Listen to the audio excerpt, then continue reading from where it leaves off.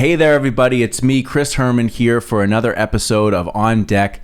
Today, my guest is John Linn.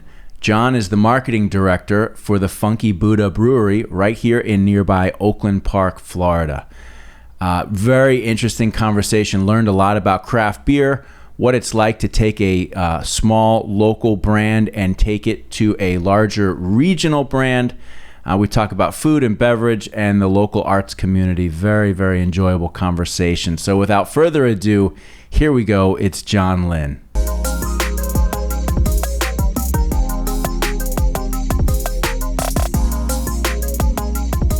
All right, well, then let's begin, shall we, John? All right.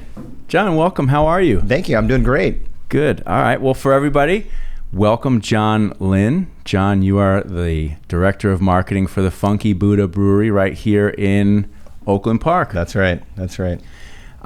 This is the first time that we've had the opportunity to meet. So first, let me say welcome. Thank you. And you are on deck, my friend. I love it. Thank you for having me here. This is just an awesome space and, really cool, to sit down and talk with you and, like-minded kind of creatives here in South Florida. I love it. I'm really glad to have you here. And, we got to know each other a little bit before we started, and we're talking a little bit about your history with the company, but we'll go through that a little bit again. So let's just start off by talking about, the Funky Buddha and what it is and a little bit of the history behind the company and your involvement. Yeah, sounds good. So Funky Buddha Brewery began really as like a small bar and hookah lounge in Boca Raton on Federal Highway in 2007, way back. So we've got somewhat of a long history. A few years in, we were really specializing in craft beer and decided to expand and start brewing our own beer. And that was transformative, right? Mm-hmm. Like our founder, Ryan, is a student of craft beer and of flavor and just like almost like a mixologist, right? With his ability to kind of, create products. And so he started creating products that were, based on this kind of like imaginative ideas of recreating flavor experiences and, kind of cueing in on flavor memory using natural ingredients. And so that's what really kind of catapulted us to, some popularity and gave us the ability to kind of expand from there. We built the brewery in 2013 in Oakland Park. We're one of the first craft brewers in South Florida and the first in Fort Lauderdale, Fort Lauderdale proper. Right. It was kind of a rocket ship from there. I mean, we just, expanded throughout the state and grew. But, we're all about kind of unleashing our consumers' imaginative side through like flavorful beverages, through, interesting experiences and kind of creativity. So you see that kind of on our packaging, the way we kind of talk about the brand, our programs, and in the tap room, you get that experience too. So yeah, there's definitely, for those that have been, they know, and those that haven't, the brand, there is a, now that you say it, there is a very high level of creativity, right? Like even down to the name, like the name Funky Buddha is a very, it's an interesting, it's fun, it's kind of quirky and a little bit, it's outside, right? For sure. And when you look at the different beers and beverages that you guys put out, every one of them has a high level of creativity in the name, the design, the packaging, and then even the experience here. I mean, what has been built over in Oakland Park, I mean, it's very impressive. It's a very big, bar, restaurant, tap room, brewery experience all together that's impressive, and it has been really, I would say, kind of the anchor to help other businesses in that area grow as well too, correct? It has been. I mean, Oakland Park has transformed over the years we've been there since 2013, and we like to call it the source of the funk. It's like where all things funky kind of come from, and whether that's in the brewery, right, which is the ultimate source, or in the tap room where we just kind of cultivate those vibes, right, like those funky vibes. We like to say, use the term funky spirit, like unleashing your funky spirit a lot. And, I think that's something that's very positive, right? It's needed nowadays, right? Because it's very easy, I think, to get bogged down by, the weight of everything going on. But this idea that we can kind of rise above it, we can unleash our kind of inner selves and, right. Become, more positive and look at the world in a new light, I think is amazing. You know, so I was telling you a little bit before, I went to school in Colorado, and in Colorado, I was definitely introduced into more of, at the time we would have defined it more as a hippie kind of lifestyle, For sure. and certainly the term funk and funky was it was very much a part of the lifestyle out there. And there was always, a creative vibe, and there was always an element of positivity. And, there was this sort of beginning movement in that area of microbrewing. And it's so cool to see it here, right? Because I always found that to be, a very open-minded and creative type of environment. And you guys have, created that here in Florida. And so I'd be curious to go back to, and the owners are Ryan and Casey Sense are the founders. Okay, they're the founders. So what's their history a little bit that motivated them to build a place in Boca called the Funky Buddha? Yeah, well, Ryan, I think has always had a passion for food and beverage. He sold ads in CityLink magazine, right? Mm-hmm. Now defunct, right? This is alt weekly as part of the Sun Sentinel. And it's funny because he and I share that heritage too, in that I worked for the Village Voice Media Group, or New Times, for 4 years as a restaurant and food critic. So we shared that in common. Yeah. And that's initially what brought us together. I think we met at a very early on beer trading and tasting group, at a bar in Delray. And just kind of hit it off, And then Casey is very entrepreneurial. He started a couple of companies. He worked for Motorola, and so kind of experienced that side of the kind of corporate life. And so I think they bring a really well-rounded kind of skill set to the brewery. with Casey kind of thinking about things from a business lens, and Ryan kind of prioritizing that creativity and right. So to kind of go back what you were mentioning about South Florida, I think so many times I think here in South Florida we're like a transient place, right? We're a place that people come in from elsewhere, and you talk about great creative kind of weird and fun cities like Boulder or Portland or Austin, right? And they've got a culture around it, right? Mm-hmm. And I think growing up here in South Florida, you had to kind of create your own, and yeah. So that's what was happening, I think, in early, let's call it 2010 to 12, where we were conceiving, what Funky Buddha could be. It was we were meeting up at beer meetup groups. We were doing pub crawls. We were it was very grassroots, right? And it was this idea of we're going to create this culture that we want. And now you look at craft beer, and I think it's one example of, the energy and the excitement that South Florida has. And you're seeing the things that are inherently Florida also manifesting in that, which I think it's giving us as Floridians a creative expression that, maybe an outlet for that creative expression, right? That's different. I grew up in New Jersey, but I've lived in South Florida now for the better part of 25, 26 years. Are you born and raised here down in South Florida? I was born in Denver, right? That's right. Yeah. And then I moved here though when I was really young with my family, so I'm a Floridian. Okay, for sure. So the point that I was getting at is you and I have both been able to witness what I would say over the last 10 to 15 years has been a massive creative. Resurgence wouldn't be the right word. It's been an explosion of creativity across South Florida. When I came to South Florida in the late 90s, mid to late 90s, South Beach was South Beach, Fort Lauderdale was Fort Lauderdale, and they both had their own kind of vibe, but each location kind of was the same. And what I meant by that, when you went to Miami and Miami Beach, every restaurant kind of had this vibe, right? It was the Miami Beach chic thing, right? And Fort Lauderdale had a little bit more of a little different flavor, maybe a little bit more conservative, right? But there wasn't this unique pocket neighborhood. You didn't have this explosion of warehouses with art and interesting businesses that you would see in a Boulder or a Portland or an Austin, right?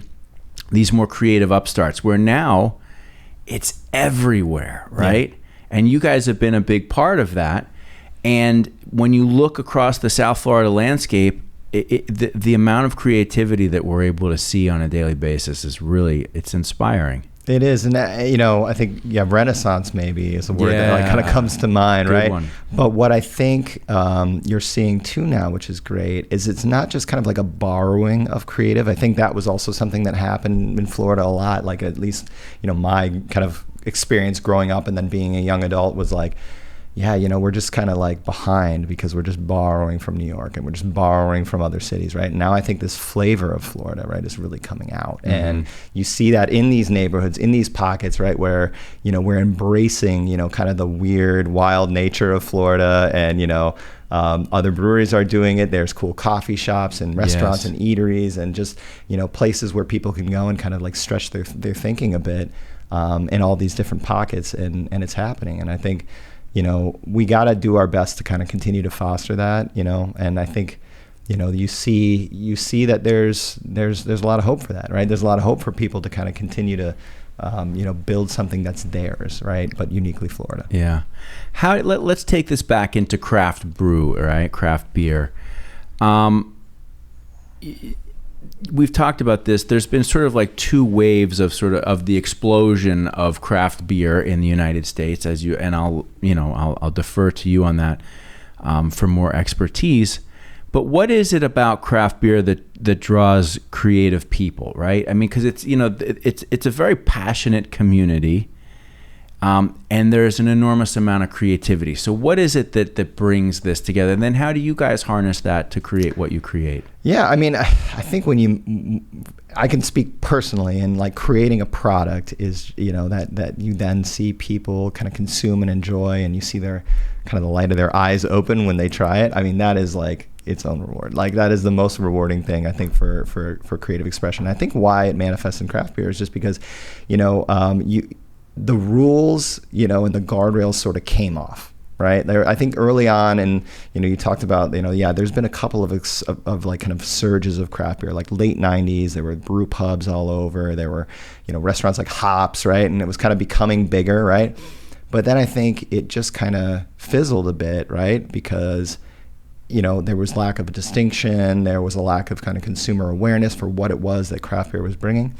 And as craft grew in kind of like, I'll say like in Florida, certainly in the early kind of 2010s, the idea was like the guardrails are off, like we don't have to just make, brown ales and pale ales and kind of traditional, beers from around the world or just brew another lager, right? Right. We're going to make, a beer that tastes like breakfast in a glass. It's got maple syrup, bacon, coffee, you name it, right? We're going to do something that tastes like a peanut butter and jelly sandwich. We're going to do things that, maybe sound weird, but they get you to stop and think and go like, oh man, that's crazy. And when you try it, I think if you can execute it, right? That's the key.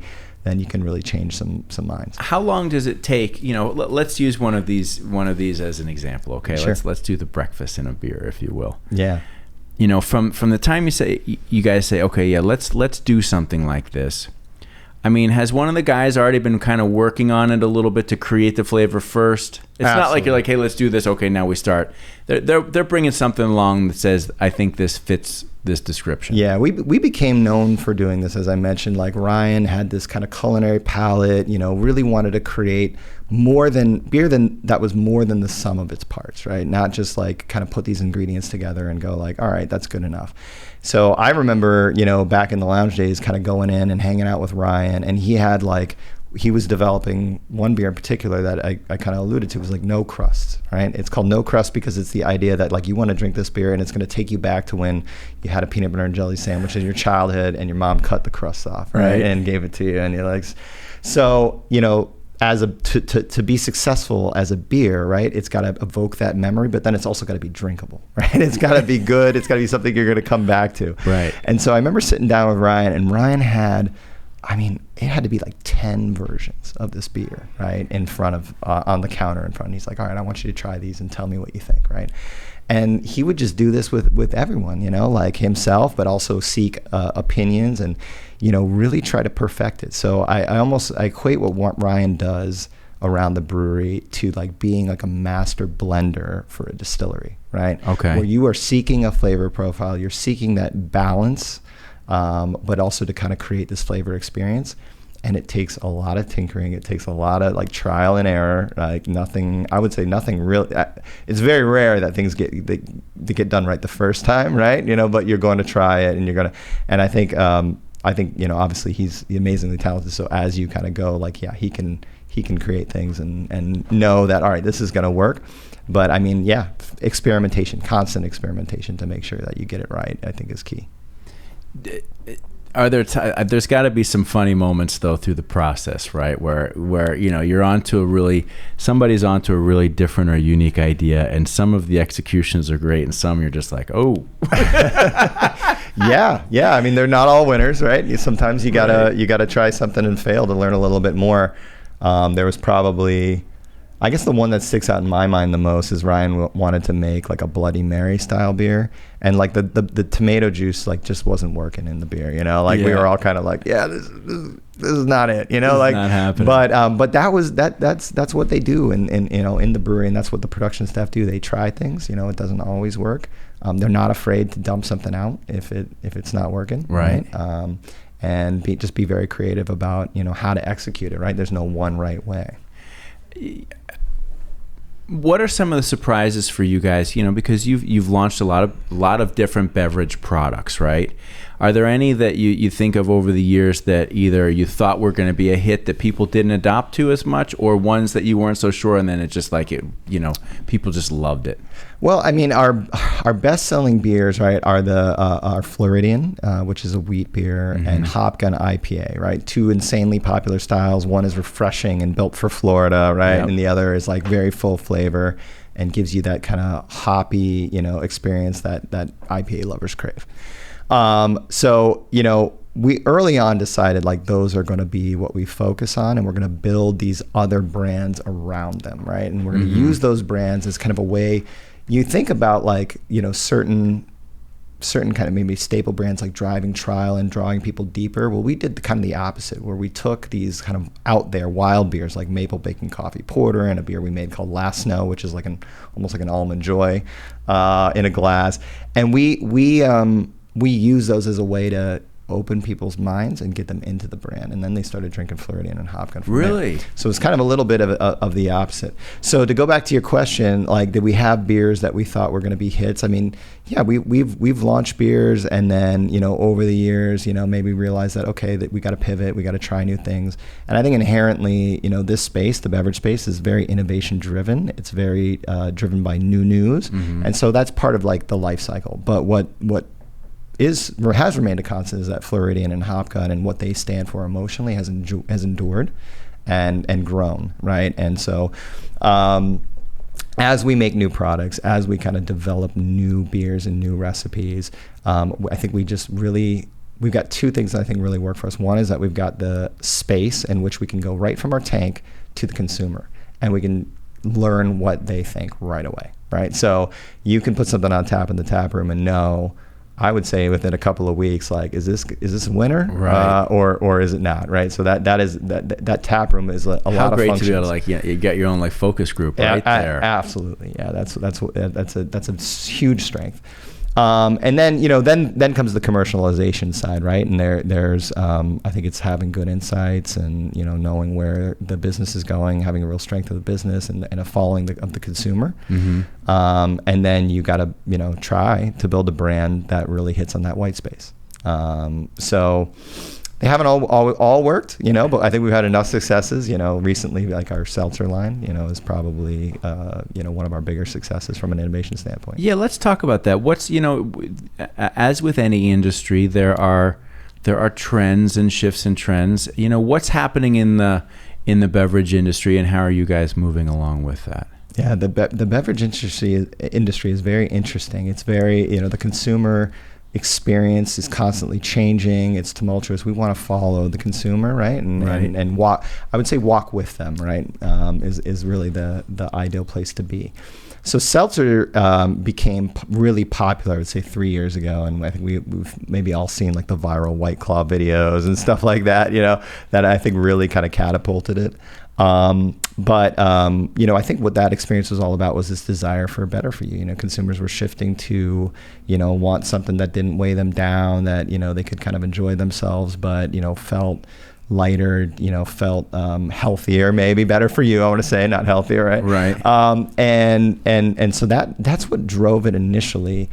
What's happening now in the space, though, is like consumers have evolved there, and they've gone, okay, I want that, but I also want flavor. And, flavor is having a resurgence now. So now people, they want more. And so it's finding that balance of like, all right, we want to give consumers more flavor, but like we still have to be cognizant of like calories, carbs, like what are people going for, right? So right. The consumer experience is constantly changing. It's constantly evolving. Is there any internal hand wringing, when you've gotten into the business, built and established your business as a microbrewer, successful regional microbrewer of beer, and then all of a sudden you say, well, the market is shifting. Do we just stay put as this, right? Or do we, evolve? And is there sort of a sense of, if you evolve into, seltzer-oriented drinks, is there any feeling of like, we're kind of betraying our roots to do this, Yeah, I think, so I think there are a couple things that play in our favor. One, because we built the brand on imagination and kind of creativity and like seeking new experiences. I think our consumers are much more willing to go along for the ride. They're like, okay, all right, we feel. You didn't name the company Only Beer. Yeah, right? Exactly. Like, shit, no, what do we do? Yeah. I think the other factor, the nature of the industry is that you have to evolve, right? You got to constantly be evolving, and in any industry as a business, like you can't stay stagnant. Right. So I think those two things really enabled us to kind of think about seltzer and say like, okay, we can enter this space, right? But also I think like we really thought deeply about how can we enter it and add value? How can we do something that's different? So for us, it was like, all right, we're going to premiumize the ingredients. Like we're not going to bring out like a product that's made with like neutral grain spirits distilled down and stabilized with a bunch of preservatives. We're going to do a cane sugar and agave base, right? And it's going to taste great. And we think that that's like a hallmark of our brand. Like It doesn't have that aftertaste. Consumers are always telling us like, man, this tastes so clean. It tastes so good. And we're like, yeah, we're using good ingredients. And then the other thing is just having a unique perspective on flavor, something that's rooted in Florida, but also rooted in our kind of imaginative ability to combine flavors. So, tropical mango guava is like our lead like flavor within our packs, and consumers try and they're just like, wow, this tastes like no other seltzer I've ever had. So I think finding that distinction point, then we talk to our consumers. I remember pretty early on in that experience, calling on our consumers, finding out which ones were interested in seltzer and which ones were not, surveying them about, their thoughts on us entering that space. And overwhelmingly, we saw like, yeah, bring it on. Like we're ready for it. Like people were not, they were not like, yeah, don't do that. It's going to dilute the brand. They were like, yeah, we want Funky Buddha to fit more occasions and more needs that we have. Right. How has your, growth and success in Oakland Park, helped to contribute to other businesses be successful? Because, you guys are located where you're located, right? And I used to, when we first took this agency over, we were literally we were on Prospect, like right off of Andrews on Prospect. Okay. So just literally right around the corner. And so you guys weren't there yet, and none of the other restaurants were really there. But now there's like, there's an area, a community, and forgive me because I've lived more in Dade County than in Broward, so I'm not going to say the right things or list the right businesses, but you've definitely had a spillover effect into that area for other people to come in and succeed as well too, correct? Yes, and I think there's got to attribute it, I think, to the vision of the city of Oakland Park. And that was part of the big reason that Casey and Ryan decided that this is the spot for us. Mm-hmm. It was the building we went into was an old Sears distribution center, and it had been vacant for like 12 years, right? So like it was a blank slate. Like when we moved in, we could stand at one side and look to the other, and like, there was nothing in there, right? So that was kind of a cool opportunity to build it. But then we also had the city of Oakland Park, which was like, they knew that for the success of Oakland Park, we have to build a downtown. We've got to build a culinary arts district, a place that people can come to and enjoy their lives, right, and want to live here and work here and play here. So I think their vision, combined with our ability to kind of like, we said, yeah, we can be a draw, we can be an anchor. Because I think people will travel for a brewery, right? They'll come in for a brewery, but then also it's this, a bar, inherently is a place for the community to come and, unwind and kind of be themselves and like relax after, their days, and just come as they are. And so that ability to be an anchor business, I think, helped draw people to the area, let people see what was going on in Oakland Park. And then slowly we started to see places build up around us, and that just kind of builded. That built the sort of scene there. And I remember pretty early on, we were looking at like some real estate listings in the area. Maybe this was like 2 years in or something like that. And like the real estate listing, like right at the top said like, great house, 3-2, blah, blah, blah, steps from Funky Buddha. And we were like, all right, awesome. We did it, Right. So, yeah, I think, we were able to come in and be an anchor, and the city had a great vision. And now Oakland Park is exploding. I think in the next 3 to 5 years, there's, probably 700 new residential units coming in. There's a couple of big projects, including a downtown redevelopment project. We're talking about a train station, right downtown, walkable, shoppable, mixed use spaces. It's all coming together. That's so cool, right? To be a cornerstone to that piece of development. Absolutely. Yeah. Tell me a little bit about, we were talking earlier, you guys, you start off, as a bar, craft beer bar and hookah lounge, and then you start brewing, then you come here and establish strong, independent, creative business. And then as many businesses get to a certain size, of course, you become on the radar of larger companies looking to add to their portfolio of brands, of which you guys have gone through that process. And tell us a little bit more about what it was like to go from being an independent business into being part of a larger brand. Certainly there's a lot of upside on that, and there's probably some hand-wringing at time to time. Yeah. It was so first off, I think we really had to do it. And you I know we were talking before, you look at the landscape of craft beer, and independence, first of all, and kind of that revolutionary spirit is like pretty integral to like the story of craft beer.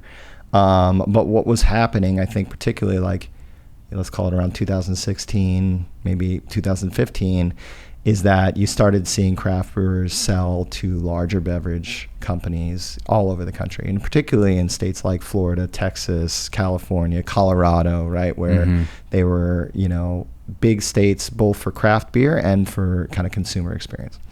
So we knew we were at this kind of stage where we had grown several years, and, the next stage was going to take a lot. It was going to take a big investment. It was going to take, kind of putting the business at risk, in some ways. And also, by virtue of what was going on in the industry, like you got to kind of have an ally. You got to have a way, to kind of preserve your route to market. So I think when we ended up being acquired by Constellation Brands in 2017, the industry was already used to this idea, right? I think we had grown so fast, and I don't want to pat ourselves on the back too much, but we had a pretty polished product and way to go to market, and so I don't think consumers were like surprised that it had happened to us. Right. By that point, they were pretty used to this idea that craft beer. Your craft beer brand that you knew and loved, they're gonna have to sell eventually. And it's you could look at the landscape in Florida, and every major brewery in Florida is owned by another company now. Well, and that's the pathway for many small to mid-sized businesses. Because number one, you start off essentially with a passion project, right? You achieve some level of success. But, getting to that quote unquote next level, it's not easy, right? If you've bootstrapped yourself, or say you have some local investment, whatever, you can get to a certain point. But, if you're looking to be a larger regional or national brand, you're probably not going to get there without, being part of a larger organization that's been there, done it, helped guide a bunch of other brands, and help show you the pathway to what it is that you think that you want to be or what you can achieve. It's part of the American dream too, right? It's part of the reason you build a business, right? Is you obviously you have a creative vision, you want to do something unique and contribute in a unique way, and then you get to a point where in order to keep doing that, you've got to ally yourself. You've got to, and it happens in every space and every business and part of the country. I think the reason that the light gets shined on craft beer for this is because, again, craft beer was built on this idea of independence and kind of being this revolutionary counterpoint to mass-produced beer, right? And that was such a big part of the story, right? Not from one brewery, but from the thousands out all there. All of them. Yeah, for all of them. Just about. So when it happens, there's this collective, like, shock, like, oh my God, I can't believe they did this. But like every brewer in the country was like, man, we hope we get to that size one day where we can be acquired. Yeah, well, sure, because it's, it's tough, I mean, it's tough running a business. It's tough doing it independently, without a doubt. I know that firsthand. But I also understand the consumer and or the business owner's perspective, because we've all seen a lot of really great brands that the quality, everything about the brand was fantastic. Then they get acquired. And not right away, but slowly over time, it just starts to dilute, right? And that brand just becomes another logo on that big company's sheet of companies that they own, right? And they find ways to cut costs, find efficiencies, little bits here, a little bit there. And that really special, unique brand sometimes ends up losing what was so special about it. And I think that's why people have always been a little bit, suspicious about it, because we've all seen that, Yeah, I think the good news for us is that, we've, Casey, Ryan, myself, and so many of the amazingly talented people that have, been with us over the years are still there. That's Ryan is in the brewery every day, right? Like he is living that. He's constantly still testing and tasting. We had our 9-year anniversary last weekend, right? It was an amazing event. And it was punctuated by I think they did our production team did 40 new beers, all new, probably never been done before, right? And just this amazing collection of products, and they were all so good, So I don't worry about that as much when I know that we've still got the talented people and the desire and the passion. That's the difference. It always comes down to people. It always is about the people. I mean, if everybody took a check and headed out into the sunset, you got a different story. But when you've got the heart and soul of the business still there every day, that's what makes a difference. I'm surrounded by people on my team and then throughout the brewery that have been at the brewery for 5, 6, 7, 8 years, right? And that, they've been dedicating their passions all this time. And the really amazing, rewarding thing of what we did and, where we went to with Constellation is that now they all have better quality of life. They've got health insurance. They're cared for in a very unique way. And so I think it lets everybody kind of breathe easier, knowing we can do what we want to do and we can live our lives and sustain that. John, as marketing director, what are some of the things that you've learned?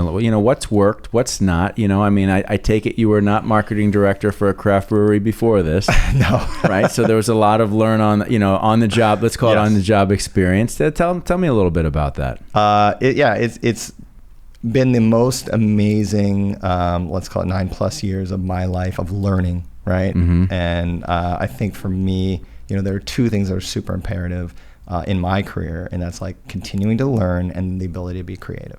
And I can say without a doubt, unequivocally, that I have learned something new every day, of my time at Funky Buddha. And it started with, maybe smaller things, right? But some of those were really impactful learnings that I learned early on.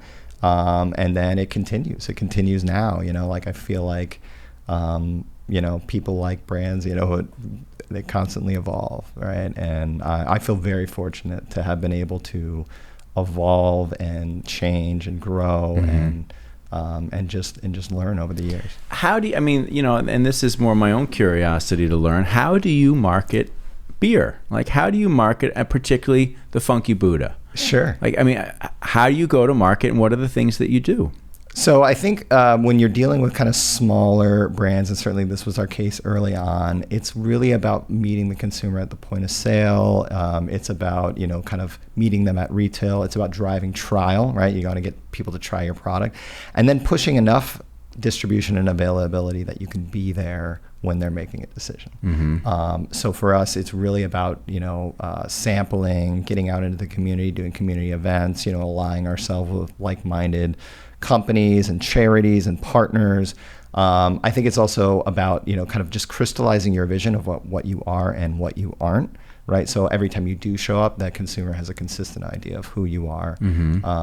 So over the years, we've also started to do things like, try to build more awareness, right? Like our distribution gets to a level where we're like, okay, now we're ready to build some more awareness, to build, kind of associations, positive associations with the brand. So we started doing things like advertising, digital, heavily digital. But here in South Florida, we do, some traditional media. We've done out of home, we've done radio, we've done TV a little bit. And so I think it depends on, where you are and kind of what markets you're focusing on. But, I would say it runs the gamut from traditional advertising to doing things a little bit more nimbly. And ultimately, I think getting liquid to lips is probably the biggest thing. Yeah, right. I mean, so I would imagine that it starts off very grassroots. I mean, you're bringing people into your experience. You're giving them a great experience. Then you start participating in other festivals and whatever, things are outdoor things that are going on where you guys can set up and say, here's our product, right? Yeah. You're bringing more people in your world. Then you're working on the distribution. Okay, here's some shops or bars or restaurants that are likely to be a good place for us to go, right? So it's just like, is it this constant wave of like grassroots, get a little more distribution, get a little more brand awareness? Yeah. More grassroots, more distribution, bigger brand awareness, and boom, boom, boom, boom. Yeah, we're still in that phase, I think, as mature as we are as a Florida or South Florida brand. We're still in this phase where we're like, if you kind of look at like the growth of brands is like a 3-phase growth. Like you got your kind of setting the foundations, right? Then you've got your kind of like ascent up. And then you've got like, okay, we've reached that plateau. Like we're still very much in the ascent up, like we're not at the plateau yet. We're a big brand, certainly in South Florida, top 5 craft brand, top 5 seltzer brand, but we've got a ways to go. And that starts with, creating availability, right? Both like in terms of distribution and then mental availability, people being able to say, oh, Funky Buddha. Right. And then just driving that trial. Who are some of the other big craft brands down here? Craft in Florida is mostly dominated by national brands because it is a chain-driven state. Like it's very chain-driven. You think about where people go to buy beer, whether it's Publix or Total Wine, Walmart, Whole Foods, right? Right. We're very chain-driven. That's the case on both like the retail off-premises side as well as like where you go to drink and eat, right? It's a lot of chain restaurants. So yeah, national craft brands are very strong in Florida. Brands like Sierra Nevada, New Belgium, okay, are very strong here. We have also another really big Florida brand called Cigar City. Out of Tampa, and I think we think of them as like colleagues, right? Because we've grown together. But they're a big brand. They were acquired by Monster energy drink recently. No way. Yeah, and their whole Interesting. group. So you've got I think you've got them and us as kind of like the largest 2 locals, and then there's a lot of national brands coming in. Okay, all right. Because I was going to say I didn't think that there was any other actual local creators down here. There's of your size. Of our size, no, but there are a ton of amazingly creative, awesome craft breweries throughout South Florida that are doing unique things, amazing things. I mean, I'd give some shout outs to folks like Invasive Species. That's a former brewer of ours that went and started that with some other local guys. Awesome beers. Three Sons, and Davey, another, Ordania, another amazing brewer. Winwood is another one in Miami, well known, good friends with them and those folks. But there's I lost count of how many there are. There's probably 60 plus in South Florida. You mentioned earlier that you guys are really, focused on being, a large regional brand, right? So how do you, when you look at the geography, are we talking Florida, Georgia, Alabama? Like what does that mean when you're trying to define that strategy? Yeah, first up, I mean, we there's still runway for us in the state of Florida, right? Florida is a huge tourist destination. There's a ton of people that live here. It's one of the biggest, most populous states in the country. It's a huge beer market, right? So we still have runway in Florida. That's our number one goal, is to continue to grow in Florida.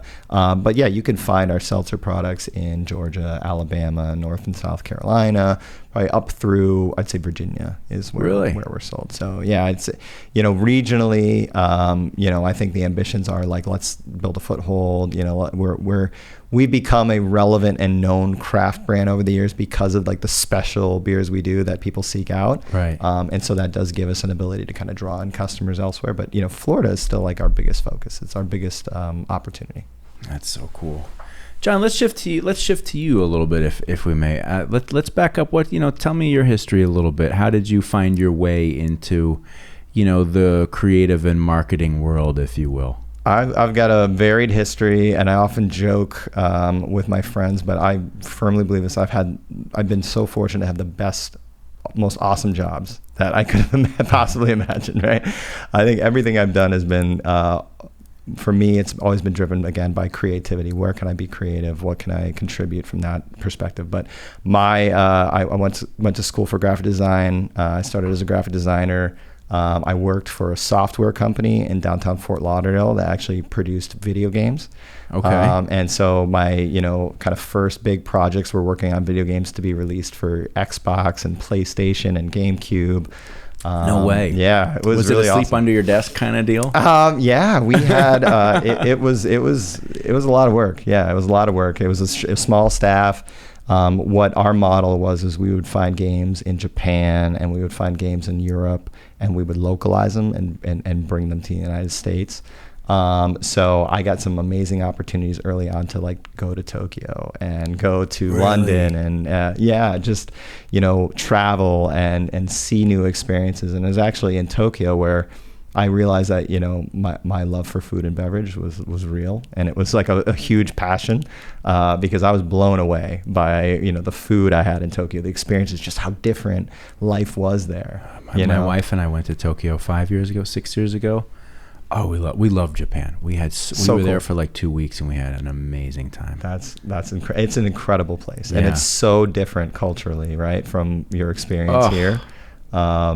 That it just opens your eyes. Yes. So got to do that, and I did that for several years, and then decided to go back to school because I became very interested in not just like design, but like why are we doing these things? Like what's the reasons behind them? What's the strategic reason? So I went back for communications and marketing and really kind of focused there. Mm-hmm. And then coming out of that, I did some traveling again, went to Europe and I studied abroad for a little bit. And then I came back and I decided that, I was going to get into writing. And it just kind of happened. When I went back, I went to FAU and went back to school there, and I got involved in like the school newspaper. I was the old guy in class, and I was like 25, and I was like, I really love to write, and a job with the Village Voice Media Group just kind of fell into my lap. My professor and kind of head of the newspaper was like, hey, we got this opportunity. Think you should, think about it. So I went there and I started writing classified ads and music ads for the New Times. And just stimulating. Yeah. It was, sometimes you got to take a step back to go forward. That's right. Been there, done that. So I did that, and then eventually became the paper's restaurant critic and food critic. Managed a stable of writers. Launched the paper's first food blog, Clean Plate Charlie. That was me. That was my aunt used to call me when I was a kid because I always finished my plate, like every scrap of food. Right. Clean Plate Charlie. So. So I did that, and that was an amazing experience. But I realized that journalism, probably wasn't the end-all, be-all for me, and it was again more about the ability to be creative. But it taught me a lot about writing, copywriting, and then at the time, I got really interested in the booming craft beer industry. I had met some people, I had interviewed some people down here, and thought, well, maybe this is a place that I can kind of look at. And so I called up a guy that I had interviewed named Adam Fine, and Adam is the founder of Fresh Beer, which was an early beer distributor. And Adam started Fresh Beer purely because he had also been a brewer and started a beer called Native Brewing Company. And at the time, I think it was like maybe early 2000s when he first developed Native, like no distributor wanted the product. So Adam's like, well, in the craft beer, like revolutionary spirit, like screw this, I'm gonna start my own distributor. Right. So he did, and he was eventually acquired by a larger distributor. And at the time, he had, gotten a whole stable of national brands to say, yeah, we'll go with you. So he had an amazing portfolio. So I went to work with Adam. And I developed things like South Florida Beer Week. I did, sud-soaked bar crawls around Delray Beach, beer dinners, tap takeovers, and I focused on marketing these brands out in the field and learning more about what it takes to bring a beer to market, sales, and then met the folks at Ryan and Casey, and then sort of the rest was history from there. What a cool pathway, right? I mean, you really got some great experience along the way to lead you into this. I think about it as like a career lattice, right? Like you want to fill in, I think, the areas you don't know about. And sometimes that takes different, experiences and kind of moving maybe a little bit away. I think if I sometimes think, oh man, if I had, just started out in marketing and, like made a career of brand marketing when I was young, where would I be now? But I'm super happy with my experience, and I love the varied, sort of challenges I've had to face and what that's taught me. So yeah, I wouldn't trade it. Yeah, no, it's the pathways that get you to where you are in life are always, when you're on one, then you're on another, and sometimes you don't see how they're all leading together, right? Until they do, and then you go, oh, Yeah, absolutely. I mean, when I was in Colorado, I played in a band. I also used to, my dad let us borrow some money to record a demo, and instead we went out and bought a bunch of equipment, right? And then we would go out and run live sound, and so, I mean, I never thought that would come back to benefit me in any way, but it sure did. And that's the cool thing about life's journey, right?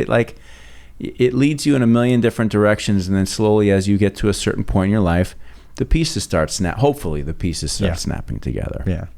As they have in your case. Okay, I'm a little curious aside here. As a food critic, right, in South Florida, give me a few of your favorite restaurant, any favorite restaurants, any things that you particularly, and maybe stuff that's some of the places that have stood the test of time, Yeah, I think one of my challenges being a restaurant critic, especially when I did, right, this was like late 2000s, before 2010, right, was that, kind of what we were talking about earlier. I think South Florida's food scene was really borrowed. It was borrowed from elsewhere. It was behind the times, right? And so I ended up gravitating to hole in the walls and places where you could find an experience that was unlike anywhere else, that was real, that was emotional, that helped you connect with that food culture. Right. So I think back on my favorite places from being a critic, and they certainly weren't like the celebrity chef openings, right, and stuff like that. I wouldn't sit here and say that that's the dining experience I want now either. Right. When I go somewhere, I want to get something that is that has a story, that's built with passion. So some of my favorite places are that remain and that are still open. Marumi Sushi in Sunrise. Have you heard of that? No. Marumi Sushi is a place opened by two Japanese chefs that came from another restaurant in North Miami Beach that was really dedicated to serving sushi chefs and restaurant workers as they got off. So they would stay open till 4 a.m. and serve authentic Japanese cuisine, not tuna rolls or spicy tuna, right? Yeah. Not escalar, white tuna, not the same kind of tricolor experience you get when you go get sushi anywhere else. So these guys were serving authentic Japanese dishes, and from my experience going to Tokyo, I was like, wow, this is amazing. This reminds me of being in Tokyo. So Marumi Sushi is one place. They're still around today, and they do amazing stuff. Their menu changes all the time. I highly recommend them. Marumi? Marumi, yeah. Marumi, okay. But I would say when you go, you got to go late at night, right? And you got to and you have some drinks, and you're gonna look around and you're gonna see all the kind of sushi chefs, line cooks, everyone that works around the area. They're going there at the end of the night. Then another one that was one of my favorites that remained today, still one of my favorites, is called Bamboo Fire in Delray. They are a small mom and pop restaurant. I mean small, maybe 4 tables inside and like 3 outside, off of the Ave, right? Okay. Like a few blocks off the Ave in Delray. And they, it's a husband and wife, Beverly, and her husband, and they cook amazing like Caribbean inspired, Guyanese, Trinidadian, Jamaican food, like this kind of blend of the Caribbean. Yeah. It's got heat, it's got flavor, it's just and it's like, it's not the, you know, kind of Caribbean food you think about when, like, okay, you're going to go into like almost like a casual style Caribbean restaurant. They've got it kind of in warming trays, you know, like this is like made from scratch, like with love. And what amazed me about Bamboo Fire and still does today is that, you know, the owners are there. And when you order, they come out, they talk, they like, the menu almost doesn't matter. You're like, what's good? And they're like, oh, we can make you some amazing okra fried rice, and we're gonna get you, you know, some escabeche fish, and we're gonna do some curry goat, and you know, they're taking you on this journey where you're like living this experience. You're just like, oh my God, this is amazing, and the food is incredible. So those two kind of come to mind the most. But you know, I remember doing like a tour of roti restaurants in South Florida. And loving, you know, that connection we have with the Caribbean that you can't find anywhere else, right? Like that's something that here in South Florida we have access to, and it's amazingly unique. And like I think more people should go like find good roti, Guyanese, Trinidadian restaurants, right, and go experience that. Jamaican food for sure. And then I think we have an amazing kind of like almost like little Koreatown, like in like Tamarack, like West Broward. Really? Where and other you know, kind of Asian restaurants, like where you get authentic Chinese and stuff like that. And so there's just like a whole slew of places out there I think are super interesting. I appreciate it. As I'm sitting here, I'm like, I got to write this down. Right? And I'm like, we're recording a show, you dumbass. Well, you just watch it later. Yeah. Well, you know, hit me up anytime. I can definitely give tips. I will. Anthony Bourdain fan? Yeah, absolutely. Oh my God, absolutely. He's amazing. I think what he stood for is exactly what draws me to food, is like this idea that you're going to connect with people and cultures through what they eat, what they do every day, like what they see. And that gives you like a really interesting conduit, right? Because it's so fundamental to something we all do and experience and love. The way you were explaining these restaurants, you know, that's why I asked the question, because I was like, okay, I mean, that's what I loved about him, was that it didn't matter if it was, you know, Michelin 3-star or, you know, literally like Tin Shack, you know, out back somewhere, right? It was always about, you know, the authenticity, the love, you know, what really went into the preparation of that food and experience that made it special, right?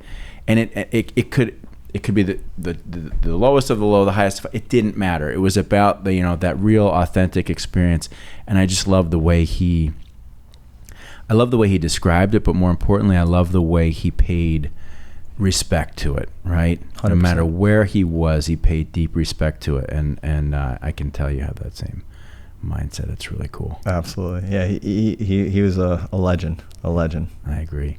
John, it's been great spending time with you. Thanks for coming in today. Thanks. This was a blast. Thanks for having me, Chris. You know, just love the discussion and yeah, appreciate the opportunity. You got it. Is there anything that you would like to share with our audience about the Funky Buddha? You know, I mean, you know, there will be some people that are not familiar, and there's some that certainly will be. But if there's any parting, you know, words that you'd like to share with everybody about your wonderful business, now would be a good time to do. Yeah, come see us at you know, the Tap Room, Funky Buddha, the source of the funk in Oakland Park. We're off 38th and Dixie Highway in Oakland Park, and it'll definitely open your eyes. We got great food, music, you know, beers, of course.